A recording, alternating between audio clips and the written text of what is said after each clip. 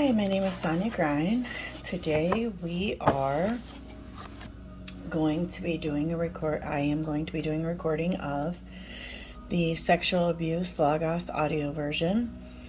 The Logos is the Word of God, and we are applying it to strongholds in our soul, negative strongholds in our souls. A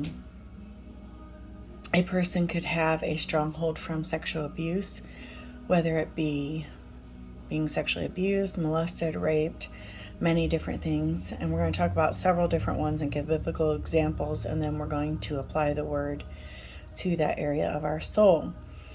So I'm going to go ahead and get started. We have some background information of biblical rapes and abuse. First one is Deuteronomy 22:25-27. But if a man finds a betrothed young woman in the countryside, and the man forces her and lies with her, then only the man who lay with her shall die. But you shall do nothing to the young woman. Therein the young woman has no sin deserving of death. For just as when a man rises against his neighbor and kills him, even so in this matter. For he found her in the countryside. The betrothed young woman cried out, but there was no one to save her.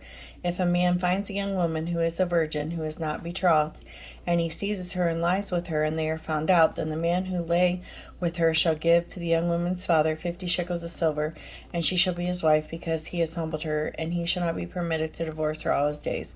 A man shall not take his father's wife, nor uncover his father's bed.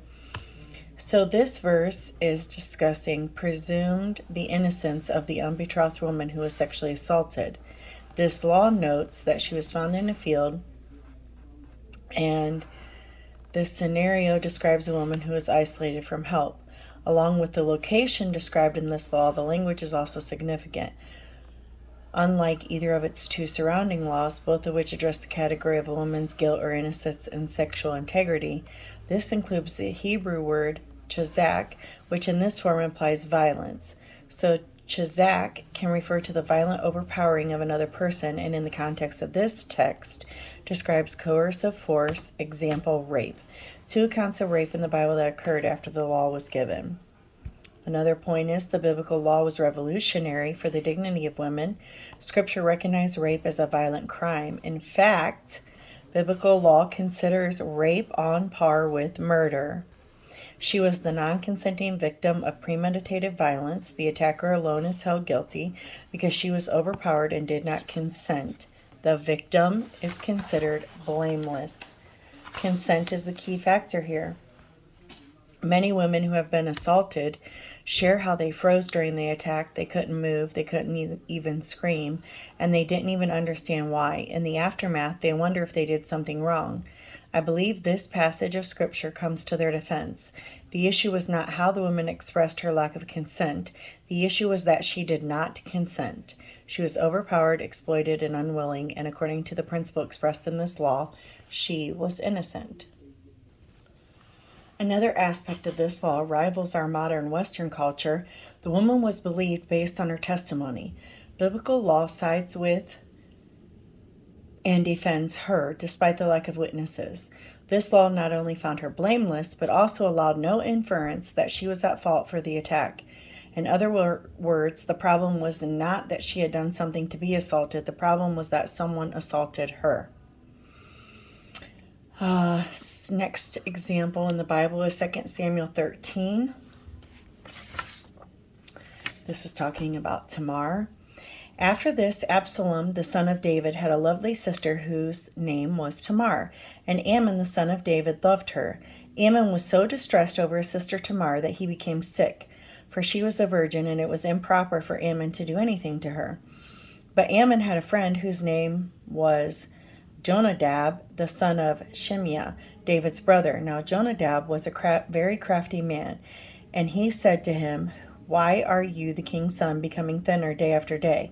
Will you not tell me?" Ammon said to him. "I love Tamar, my brother, Absalom's sister."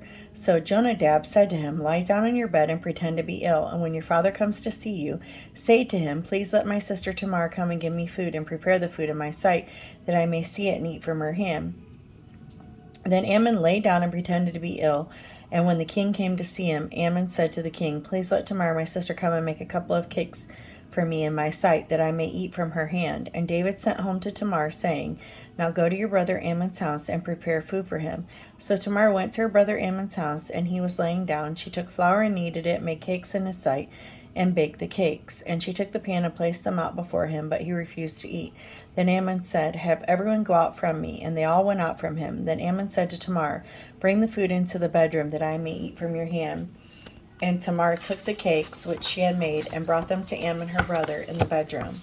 Now when she had come to him to eat, he took hold of her and said to her, Come lie with me, my sister. And she answered him, No, my brother, do not force me, for no such thing should be done in Israel. Do not do this disgraceful thing, and where could I take my shame? As for you, you would be like one of the fools in Israel. Now therefore, please speak to the king, for he will not withhold me from you.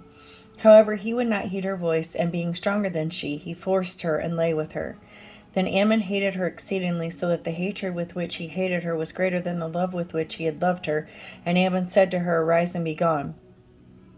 So she said to him, No, indeed, this evil of sending me away is worse than the other that you did to me. But he would not listen to her. Then he called his servant who attended him, and said, Here, put this woman out away from me, and bolt the door behind her. Now she had on a robe of many colors, for the king's virgin daughters wore such apparel, and his servant put her out and bolted the door behind her. Then Tamar put ashes on her head and tore her robe of many colors that was on her, and laid her hand on her head, and went away crying bitterly. And Absalom her brother said to her, Has Amnon your brother been with you? But now hold your peace, my sister.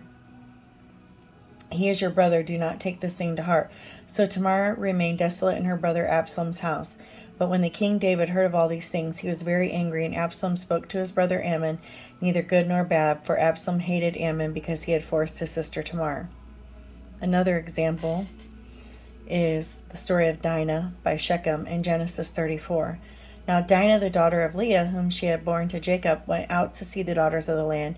And when Shechem, the son of Hamor the Hivite, prince of the country, saw her, he took her and lay with her and violated her. His soul was strongly attracted to Dinah, the daughter of Jacob, and he loved the young woman and spoke kindly to the young woman. So Shechem spoke to his father Hamor, saying, Get me this young woman as a wife. And Jacob heard that he had defiled Dinah his daughter. Now his sons were with his livestock in the field, so Jacob held his peace until they came. Then Hamor, the father of Shechem, went out to Jacob to speak with him. And the sons of Jacob came in from the field when they heard it, and the men were grieved and very angry, because he had done a disgraceful thing in Israel by lying with Jacob's daughter, a thing which ought not be done. But Hamor spoke with them, saying, The soul of my son Shechem longs for your daughter. Please give her to him as a wife, and make marriages with us. Give your daughters to us, and take our daughters to yourselves. So you shall dwell with us, and the land shall be before you. Dwell and trade in it, and acquire possessions for yourself in it. Then Shechem said to her father and her brothers, Let me find favor in your eyes. Whatever you say to me, I will give. Ask me ever so much dowry and gift, and I will give according to what you say to me. But give me the young woman as a wife. But the sons of Jacob answered Shechem and Hamor his father, and spoke deceitfully, because he had defiled Dinah their sister. And they said to him, We cannot do this thing, to give our sister to one who is uncircumcised, for that would be reproach to us. But on this condition we will consent to you, if you will become as we are.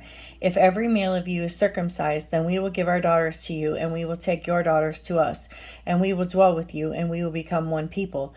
But if you will not heed us and be circumcised, then we will take our daughter and be gone. And their words pleased Hamor and Shechem, Hamor's son. So the young man did not delay doing the thing, because he delighted in Jacob's daughter. He was more honorable than all the household of his father. And Hamor and Shechem his son came to the gate of their city, and spoke with the men of their city, saying, These men are at peace with us. Therefore let them dwell in the land and trade in it. For indeed the land is large enough for them. Let us take their daughters to us as wives, and give them our daughters. Only on this condition will the men consent to dwell with us, to be one people. If every male among us is circumcised as they are circumcised, will not their livestock, their property, and every animal of theirs be ours? Only let us consent to them, and they will dwell with us. And all who went out the gate of his city heeded Hamor and Shechem his son. Every male was circumcised, and all who went out of the gate of his city. Now it came to pass on the third day, when they were in pain, that two of the sons of Jacob, Simeon and Levi, Dinah's brothers, each took his sword, and came boldly upon the city, and killed all the males. And they killed Hamor and Shechem his son with the edge of the sword, and took Dinah from Shechem's house, and went out. The sons of Jacob came upon the slain and plundered the city because their sister had been defiled. They took their sheep, their oxen, and their donkeys, what was in the city and what was in the field, and all their wealth. And their little ones and their wives they took captive. They plundered even all that was in the houses. Then Jacob said to Simeon and Levi, "You have troubled me by making me obnoxious among the inhabitants of the land, among the Canaanites, the Perizzites, and since I am few in number, they will gather to get themselves together against me and kill me. I shall be destroyed, my household and I." But they said, "Should he treat our sister like a harlot?" And then there's one called the Levite's concubine. Sorry, I have to kind of read through these to give us a little bit of a background before we can dig in a little more. This is in Judges 19. And it came to pass in those days when there was no king in Israel, that there was a certain Levite staying in the remote mountains of Ephraim. He took for himself a concubine from Bethlehem in Judah, but his concubine played the harlot against him, and went away from him to her father's house at Bethlehem in Judah, and was there 4 whole months. Then her husband arose and went after her to speak kindly to her and bring her back, having his servant and a couple donkeys with him. So she brought him into her father's house, and when the father of the young woman saw him, he was glad to meet him. Now his father-in-law, the young woman's father, detained him, and he stayed with him 3 days. So they ate and drank and lodged there. Then it came to pass on the 4th day that they arose early in the morning, and he stood to depart. But the young woman's father said to his son-in-law, "Refresh your heart with a morsel of bread, and afterward go your way."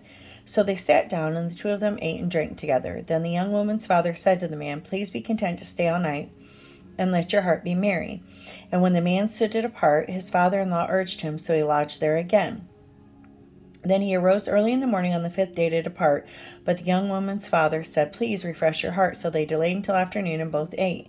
And when the man stood to depart, he and his concubine and his servant, his father-in-law, the young woman's father, said to him, "Look, the day is now drawing toward evening. Please spend the night. See, the day is coming to an end. Lodge here, that your heart may be merry. Tomorrow you go on your way early, so that you may get home." However, the man was not willing to spend that night, so he rose and departing, and came to the opposite Jebus, that is Jerusalem.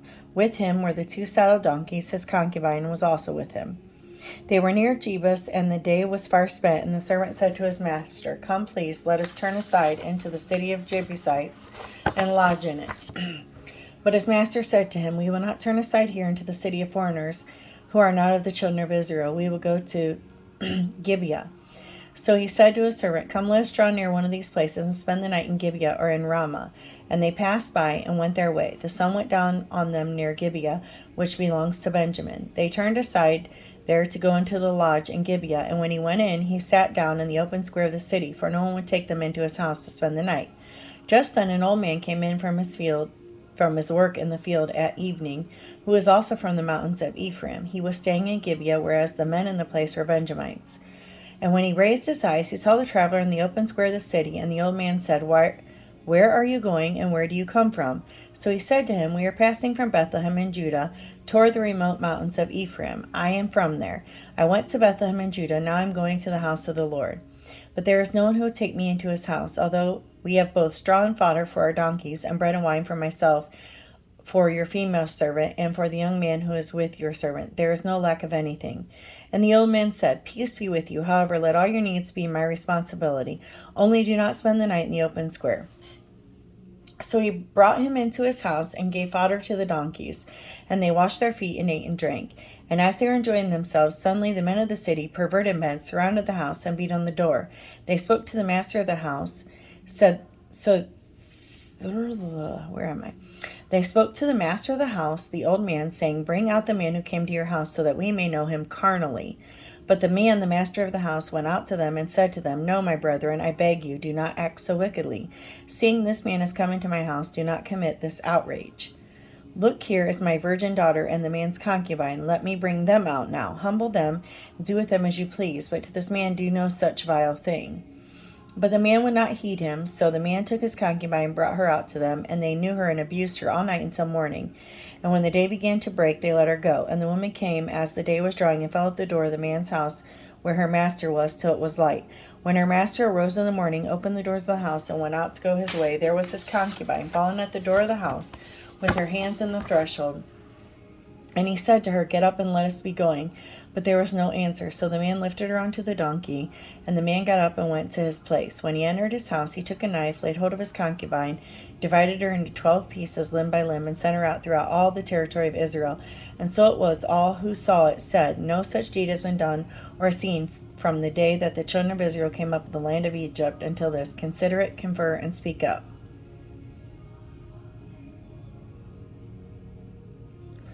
Judah and Tamar, Genesis 38.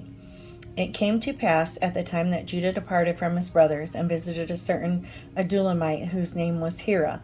And Judah saw there a daughter of a certain Canaanite whose name was Shua. And he married her and went into her. So she conceived and bore a son. He called his name She conceived again and bore a son, and he called his name Onan. She conceived again and bore a son, and called his name Shelah. He was at Chezib when she bore him. Then Judah took a wife for his firstborn, and her name was Tamar.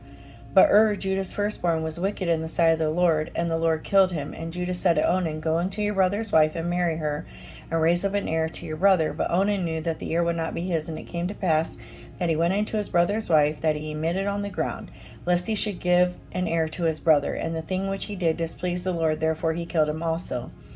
Then Judah said to Tamar, his daughter-in-law, Remain a widow in your father's house till my son Shelah is grown. For he said, Lest he also die like his brothers. And Tamar went and dwelt at her father's house. Now in the process of time, the daughter of Shua, Judah's wife, died. And Judah was comforted, and went up to his sheep shearers in Timnah, he and his friend Hira the Adulamite. And it was told Tamar, saying, Look, your father-in-law is going up to Timnah to shear his sheep. So she took off her widow's garments, covered herself with a veil, wrapped herself, and sat in an open place, which was on the way to Timnah. For she saw that Shelah was grown, and she was not given to him as a wife. When Judah saw her, he thought she was a harlot, because she had covered her face. Then he turned her by the way and said, Please let me come in to you, for he did not know that she was his daughter-in-law. So she said, What will you give me that you may come in to me? And he said, I will send a young goat from the flock. So she said, Will you give me a pledge till you send it? And then he said, What pledge shall I give you? So she said, Your signet and cord, your staff that is in your hand. Then he gave them to her and went into her, and she conceived by him. So she arose and went away and laid aside her veil and put on the garments of her widowhood. And Judah sent the young goat by his hand to his friend the Adulamite to receive his pledge from the woman's hand. But he did not find her. Then he asked the men of that place, saying, Where is the harlot who was openly by the roadside? And they said, There was no harlot in this place. So he returned to Judah and said, I cannot find her. Also the men of this place said, There was no harlot in this place. Then Judah said, Let her take for themselves, lest we be shamed, for I sent this young goat, and you have not found her. And it came to pass about 3 months after that Judah was told, saying, Tamar, your daughter-in-law, has played the harlot. Furthermore, she is with child by harlotry. So Judah said, Bring her out and let her be burned. When she was brought out, she sent to her father-in-law, saying, By the man to whom these belong, I am with child. And she said, Please determine whose these are, the signet, cord, and staff. So Judah acknowledged him and said, She has been more righteous than I, because I did not give her to Shelah my son, and he never knew her again. Now it came to pass at the time for giving birth that, behold, twins were in her womb. And so it was, when she was giving birth, that the one put out his hand, and the midwife took a scarlet thread and bound it on his hand, saying, This one came out first. Then it happened, as he drew his hand back in, that his brother came out unexpectedly. And she said, How did you break through this breach upon you? Therefore his name was called Perez. Afterward his brother came out, who had the scarlet thread on his hand, and his name was called Zerah. Now those are all examples of stories where there was some form of sexual abuse in one way or another taking place. And it was everything I could find in the Bible about that. Now we're going to read some verses on proper marital sex. And we'll just keep plugging away here. So the first one is 1 Corinthians 7, 1 through 7 and 12 through 16. Now as to the matters of which you wrote, it is good, beneficial, advantageous for a man not to touch a woman outside of marriage. But because of the temptation to participate in sexual immorality, let each man have his own wife, and let each woman have her own husband. The husband must fulfill his marital duty to his wife with goodwill and kindness, and likewise the wife to her husband. The wife does not have exclusive authority over her own body, but the husband shares with her. And likewise, the husband does not have exclusive authority over his body, but the wife shares with him. Do not deprive each other of marital rights, except perhaps by mutual consent for a time, so that you may devote yourselves unhindered to prayer. But come together again, so that Satan will not tempt you to sin because of your lack of self-control. But I am saying this as a concession, not as a command. I wish that all the people were as I am, but each person has his own gift from God. Eat one of this kind and one of that. To the rest I declare, I, not the Lord, since Jesus did not discuss this, that if any believing brother has a wife who does not believe in Christ, and she consents to live with him, he must not leave her. And if any believing woman has an unbelieving husband, and he consents to live with her, she must not leave him. For the unbelieving husband is sanctified, that is, he receives the blessings granted through his Christian wife, and the unbelieving wife is sanctified through her believing husband. Otherwise your children will be ceremonially unclean. But as it is, they are holy. But if the unbelieving partner leaves, let him leave. In such cases, the remaining brother or sister is not spiritually or morally bound. But God has called us to peace. For how do you know your wife whether you will save your husband by leading him to Christ? Or how do you know, husband, whether you will save your wife by leading her to Christ? 1 Peter 3:7. In the same way, you husbands live with your wives in an understanding way, with great gentleness and tact, and with an intelligent regard for the marriage relationship, as with someone physically weaker, since she is a woman. Show her honor and respect as a fellow heir of the grace of life, so that your prayers will not be hindered or ineffective. Hebrews 13:4. Marriage is to be held in honor among all, that is regarded as something of great value, and the marriage bed undefiled by immorality or by any sexual sin, for God will judge the sexually immoral and adulterous. Colossians 3:19. Husbands, love your wives with an affectionate, sympathetic, selfless love that always seeks the best for them, and do not be embittered or resentful toward them because of the responsibilities of marriage. Now some verses on marriage, like Christ and the church. I believe this is Ephesians 5:22 and 20 through 24.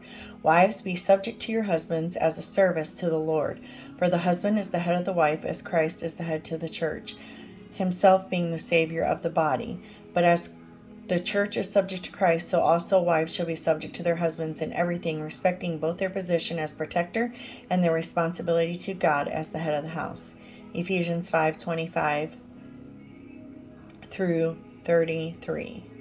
Husbands, love your wives, seek the highest good for her, and surround her with caring, unselfish love, just as Christ also loved the church and gave himself up for it, so that he might sanctify the church, having cleansed her by the washing of the water of the word of God, so that in turn he might present the church to himself in glorious splendor, without spot or wrinkle or any such thing, but that she would be wholly set apart for God and blameless.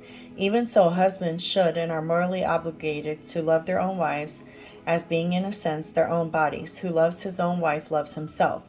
For no one ever hated his own body, but instead he nourishes and protects and cherishes it, just as Christ does the church. Because we are members of his body, for this reason a man shall leave his father and his mother, and shall be joined and be faithfully devoted to his wife, and the two shall become one flesh. This mystery of two becoming one is great, but I am speaking with reference to the relationship of Christ and the church. However, each man among you without exception is to love his wife as his very own self, with behavior worthy of respect and esteem, always seeking the best for her with an attitude of loving kindness, and the wife must see to it that she respects and delights in her husband, that she notices him and prefers him, and treats him with loving concern, treasuring him, honoring him, and holding him dear. Now we are to the part where we've covered all the background information I could find on both bad and good sexual experiences. Now we are to the point where we can do some abiding. So I'm going to read the verse first, then the abiding statement. Then I will read it again with pauses for you to repeat after me. Ephesians 6:12, for we do not wrestle against flesh and blood, but against principalities, against powers, against the rulers of darkness of this age, against spiritual hosts of wickedness in heavenly places. Lord, this is the abiding statement. Lord, stand for me against all the forces that try to keep me a victim or try to keep me suffering and being tormented by the effects of rape and sexual abuse of any kind. Fight for me, fight with me. Repeat after me. Lord, stand for me against all the forces that try to keep me a victim or try to keep me suffering and being tormented by the effects of rape and sexual abuse of any kind. Fight for me. Fight with me. Next verse. 2 Timothy 1:7. For God has not given us a spirit of fear, but of power and love and a sound mind. The word spirit in this verse is the spirit that comes from the devil. The word fear in this verse is cowardice. The word power is strength, power, and ability to perform miracles. The word sound mind is self-control, moderation, and correction. Going to plug those definitions in to our abiding statement. Our abiding statement is, God, you have not given me a spirit that comes from the devil of cowardice, but you have given me a spirit of strength, power, and the ability to perform miracles, then love and self-control, moderation, and correction. Repeat after me. God, you have not given me a spirit that comes from the devil of cowardice, but you have given me a spirit of strength, power, and ability to perform miracles, then love and self-control, moderation, and correction. Next verse. Psalms 34:4. I sought the Lord on the authority of his word, and he answered me and delivered me from all my fears. The abiding statement. I seek you, Lord, on the authority of your word, and you answer me and deliver me from all my fears. Repeat after me. I seek you, Lord, on the authority of your word, and you answer me and deliver me from all my fears. Next verse, 1 John 4:18. There is no fear in love, but perfect love casts out fear, because fear has torment. He that feareth is not made perfect in love. Fear in this verse is fear, dread, terror. Perfect is brought to its end, lacking nothing, completeness. Torment is correction, punishment, or penalty. Feareth is to be struck with fear, to be seized with alarm. And perfect, the second time it's used in this verse, is to complete, to add what is lacking in order to render a thing complete.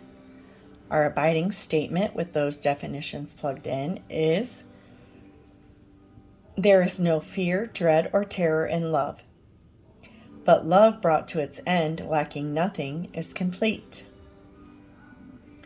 That kind of love casts out fear, dread, and terror, because fear, dread, and terror has correction, punishment, penalty.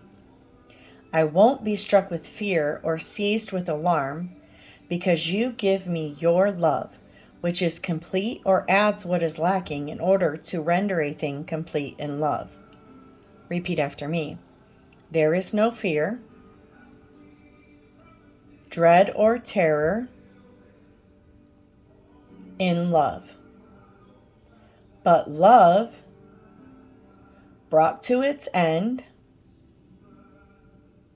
lacking nothing, is complete. That kind of love casts out fear, dread, and terror, because fear, dread, and terror has correction, punishment, penalty.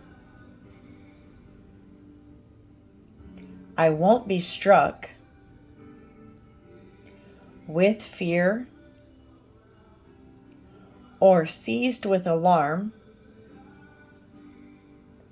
because you give me your love, which is complete or adds what is lacking in order to render a thing complete in love.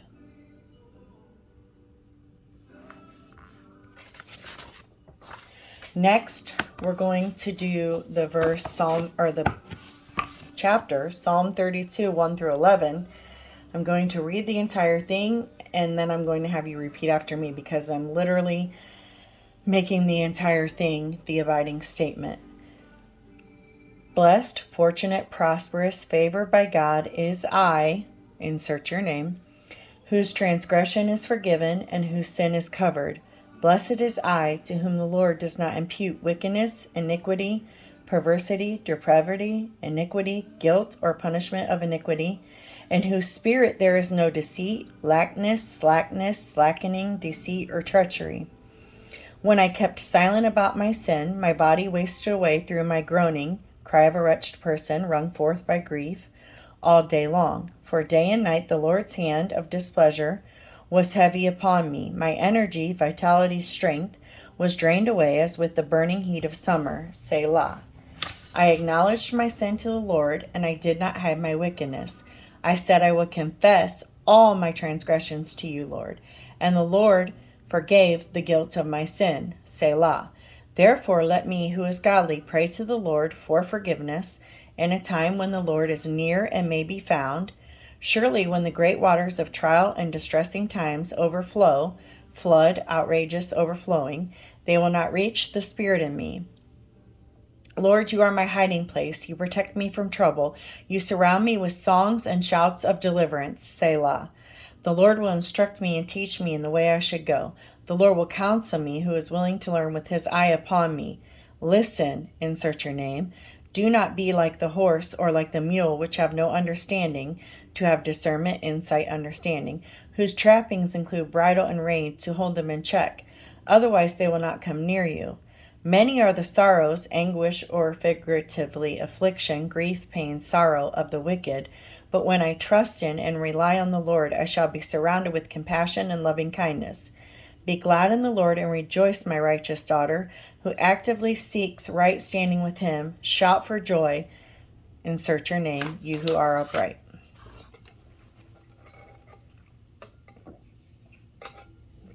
Okay, we're going to repeat after me, leaving out a lot of those definitions.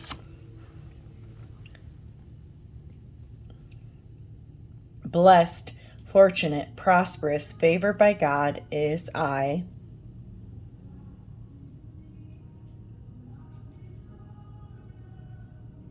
whose transgression is forgiven and whose sin is covered. Blessed is I, to whom the Lord does not impute wickedness or iniquity,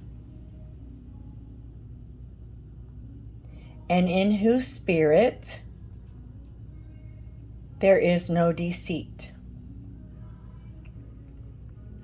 When I kept silent about my sin, my body wasted away through my groaning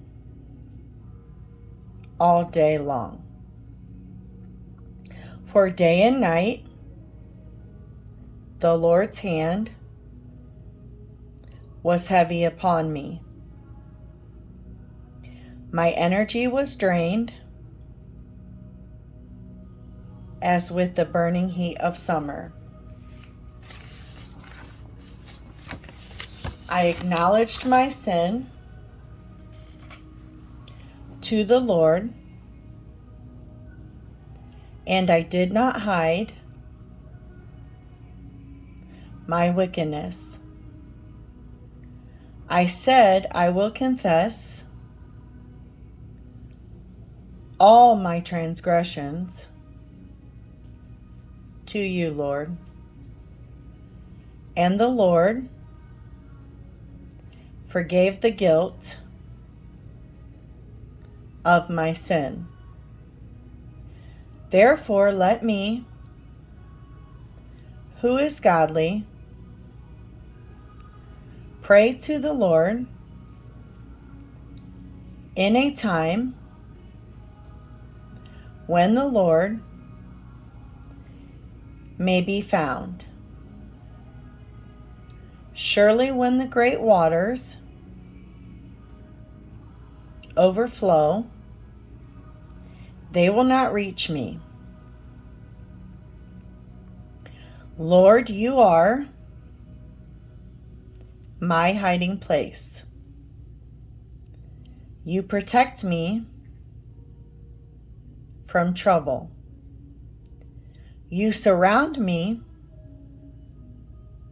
with songs and shouts of deliverance. The Lord will instruct me and teach me in the way I should go. The Lord will counsel me with his eye upon me. Listen, do not be like the horse or like the mule, which have no understanding, whose trappings include bridle and rein to hold them in check. Otherwise, they will not come near to you. Many are the sorrows of the wicked, but when I trust in and rely on the Lord, I shall be surrounded with compassion and loving kindness. Be glad in the Lord and rejoice, my righteous daughter or son. Shout for joy, you are upright in heart. Next verse, 2 Corinthians 12:8-9. Concerning this I implored the Lord 3 times that it might leave me, and he has said to me, my grace is sufficient for you, for power is perfected in weakness. Most gladly, therefore, I would rather boast about my weaknesses, so that the power of Christ may dwell in me. The abiding statement, your grace is sufficient for me. Your power is perfected in my weakness. Your power dwells in me. Repeat after me. Your grace is sufficient for me. Your power is perfected in my weakness. Your power dwells in me. Next verse, Psalm 103, 2-5. Bless the Lord, O my soul, and forget none of his benefits, who pardons all your iniquities, who heals all your diseases, who redeems your life from the pit, who crowns you with loving kindness and compassion. The abiding statement, my soul blesses you. You pardon all my iniquities and heal all my diseases. You redeem my life from the pit and crown me with loving kindness and compassion. Repeat after me. My soul blesses you.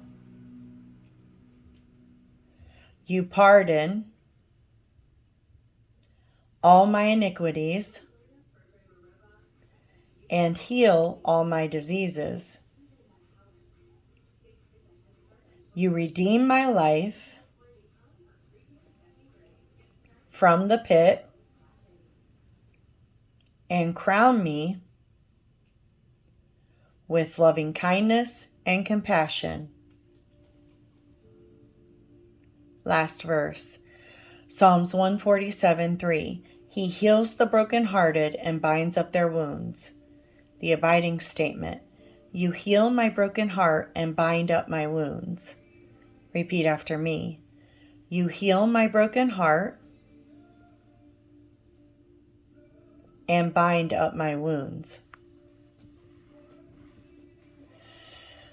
I hope this blesses you in your fight against any strongholds that may have been erected in your life due to sexual abuse, rape, trauma in any way. Thank you.